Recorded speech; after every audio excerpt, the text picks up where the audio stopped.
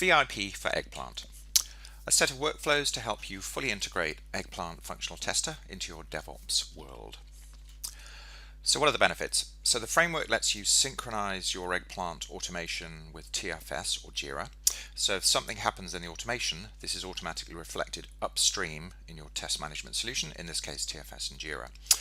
So failures can create bugs, passes can update the statuses or test plans and iterations, etc., allowing builds to proceed automatically. In addition, VIP has a vast array of connectors that lets you prepare test environments, including the data and virtualization. VIP also has a powerful set of inbuilt test coverage techniques, including data combinations and permutations. If you take a look at the resource section on the website, there are some specific videos that cover this. So the idea is that you can easily create more rigorous automation testing by including these coverage techniques as an inbuilt part of your EggPlant automation framework. The last demo will cover this in some detail. The video includes a number of quite technical demonstrations showing you how the actual product works. So VIP is a workflow engine that contains a massive set of out-of-the-box connectors. It is easy to set up and comes with a set of pre-configured EggPlant integrations or workflows or flows. You can create cover sets of combinations, as I just talked about. You can use VIP's powerful set of integrations to prepare applications for testing. You can automatically synchronize run results with TFS and Jira, and we'll go into that in some detail. You can save time by creating test assets directly from Egg scripts rather than having to type them in again. And you can link automated tests to test plans, iterations, and then up to requirements if you so want to. You can automatically create defects from run failures, and once you've done all this, you can integrate it all under Jenkins. So before getting into the detail, let's just look at a couple of slides from our good friends at digital-assured.com. They specialize in helping companies build state-of-the-art reactive DevOps tool chains and processes. Digital Assured talk a lot about information flowing left and right as the software evolves. Fundamental to this is good automation, and that the information flows automatically up and down your pipeline. This slide is a good summary of how that can work. So from a practical point of view, this is another more detailed tool chain. You need to make sure that all your systems talk to each other, and also work that you do in one part can be transformed into an asset in another part. So before we get into the demos, let's spend a bit of time looking at TFS in detail. The core components are requirements, plans, suites, test cases, and iterations, of course. Now what you do then is usually start with some automation. Now this normally, the point about this is that it exists outside TFS initially, as you may just be creating some Egg suites and scripts, and those scripts start running against the system under test. So the first thing, let's take the script, parse it, and build a test case out of it, and then link it to the matching suites and requirements. So in other words, take the actual content of the script, build the test cases, and then link that up to requirements. Now let's include the VIP coverage module. This can be included to create a richer set of data to drive the automation. This could look in the back of the application and use application data to create combinations and permutations. So for example, you may wish to test each type of discount with each combination of sales plan. So with a few adjustments to the scripts, and we'll show you how to do that later, you can drive much more rigorous testing. Now the next thing is to start synchronizing automation activity. So as scripts run, statuses, run results are automatically synchronized, and in addition, if you get any failures, bugs can be created and people notified. In other words, a much more joined up development lifecycle. Just one final point. TFS and Jira have lots of different internal entities, and all of these can be updated by VIP. So it's really up to you as to how you'd like to build your pipeline, and we can of course help you build that integration. So let's start with creating some test cases from actual VIP run results. So this is TFS. Now normally when you create a test case, you have to go and click test case, and you'd say test case open VIP, and then you start adding a step, which would be click on VIP and click on new, etc. So you'd be adding them in almost line by line. Now the reality is that normally you would actually have a physical script, and if we go and look at here, you'll see in our OpenVIP, we've actually run some scripts, and in here you've got a file called logfile.txt. Now logfile.txt actually contains lots and lots of lovely information, which is the sort of bare bones of a test case. This actually maps then directly with the underlying script, which looks something like this. So we go into VIP, and we open up one of our flows, which is TFS, test case from automation. You can fill in the parameters. Most of these would be pretty standard. All I've done is cut and paste the link to that particular script. You need to give it a plan and suite ID, and then we can just go actions, execute.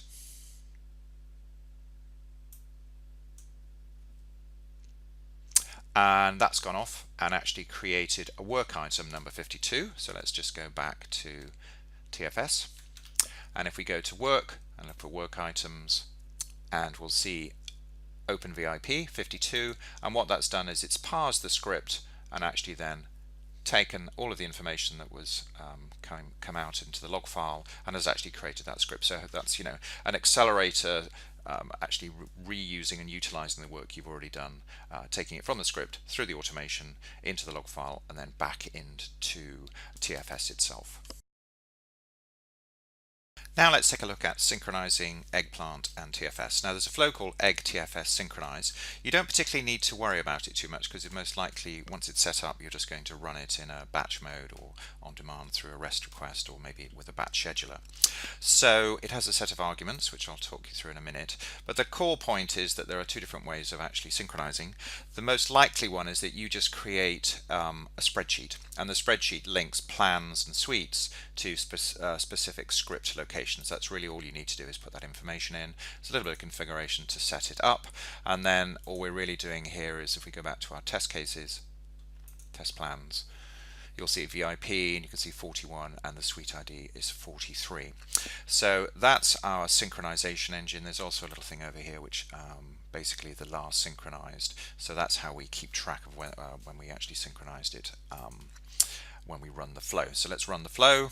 In this case I'm just going to run it directly, so just execute, and that's run to completion.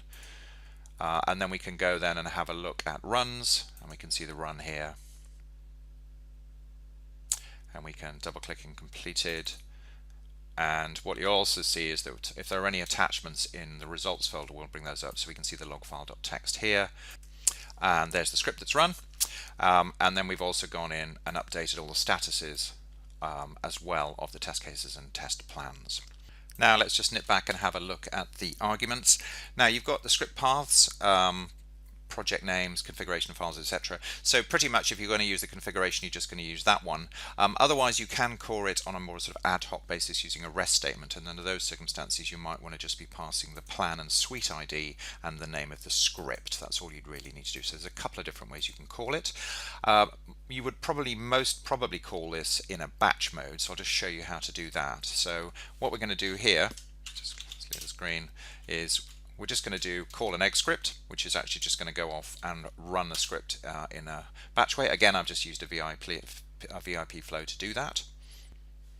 So we can see the script off and running there in the right hand pane. And the script is now finished. So that was that one. And now we're just going to run, clear that off. And now we're going to run our TFS synchronization, which again is run in a command line mode. And this is going to go off and run the flow in a batch manner. So that's run. Let's just go off and have a look in TFS, and let's look at the runs, and we'll look at the last one completed, and there you can see it's all passed, and so this has all been set up to run running the egg scripts and then synchronizing those run results back directly into TFS.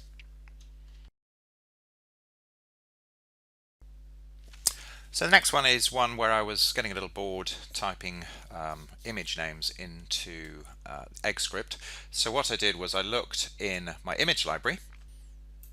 So the images have a pretty good naming standard on them, and what I'm going to do is use that naming standard to actually generate me some script. So this is the base script that I'm going to be using, but I want to actually in effect run the same script for lots and lots of different images. So I'm just going to give it a quick run.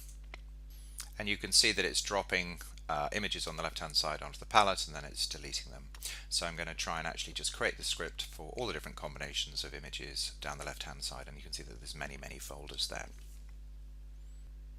So first things first, I'm just going to pull in our base script, and all I've done is pull out the script from egg, and I've included a little egg tag 1 in here.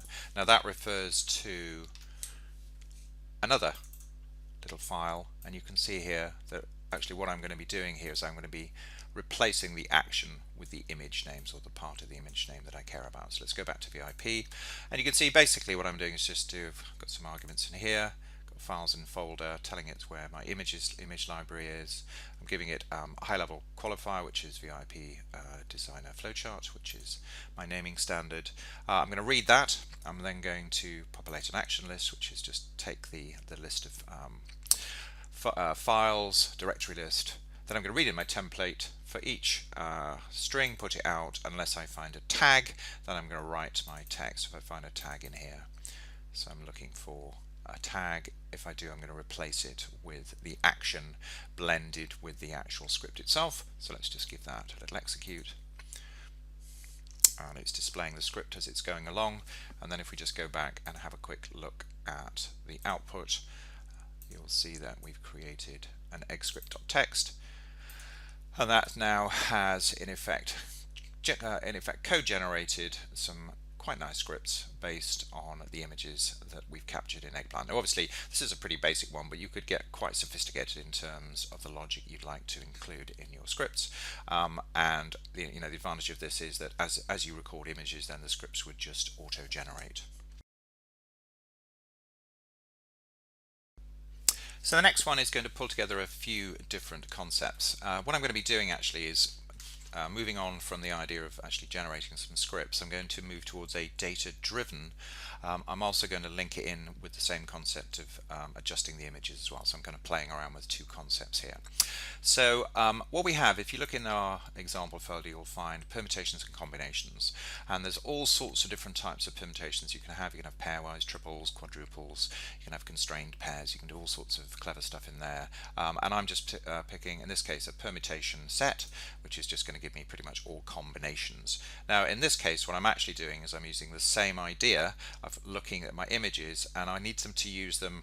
I'm testing my try-catch object to make sure that it can work with all of the potential permutations and combinations of other actions. So all I've done is done that same files in a folder with a high-level qualifier, I think, somewhere in there, which is basically, yeah, here it is, high-level qualifier. And then what I'm going to do then is use that, put it into my coverage engine, and let's just execute that.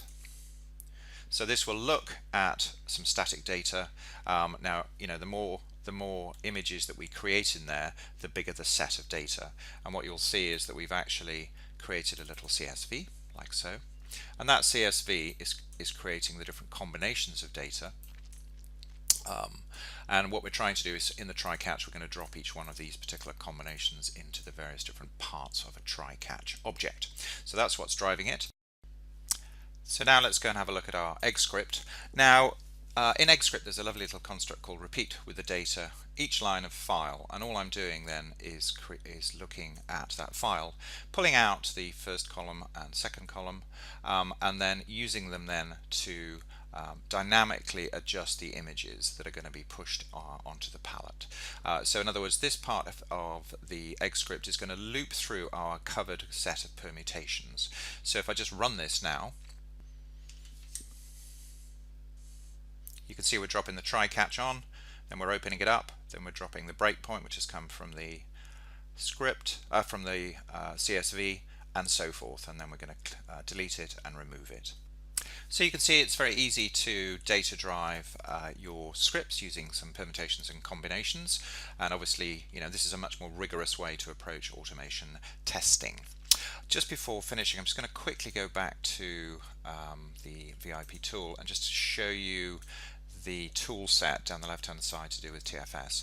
So I mentioned before in the introduction, but we've pretty much created all of the major components that you would need to use. So if you're going to add a work item, now if you look at that work item, the properties, you could literally just type in bug, user story, or any of the standard TFS entities in there.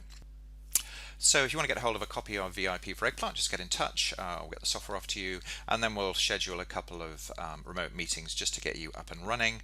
And then once the software is working, we'll then take a look at driving and designing a much more reactive DevOps framework with you. Thank you very much.